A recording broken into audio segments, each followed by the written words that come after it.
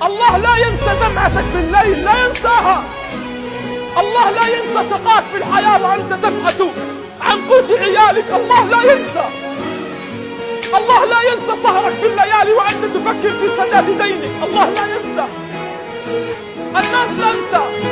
قد تنام مهموم وجارك لا يعرف من أنت ولا يعرف بماذا تفكر، لكن الله يعرف، ولكن الله يعلم. ينام الظالمون، ينام الأغنياء، ينام السارقون في هناء وأنت تنام على ضيق وعلى ضجر.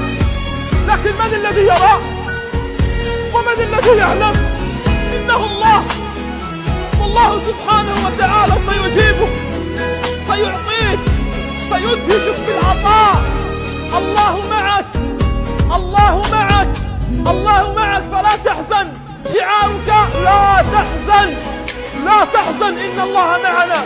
عليك أن تعلم أن الله ما خلق الحزن إلا لأجل الفرح. ما غاية خلق الحزن؟ أن يأتي الفرح. وما غاية خلق المرض؟ أن يأتي الشفاء. وما غاية خلق الفقر؟ أن يأتي الغنى. لماذا جاء الفقر؟ إلا لأجل أن يأتي الغنى. وإلا لماذا جاء الظلام؟ إلا لأن يأتي الفجر.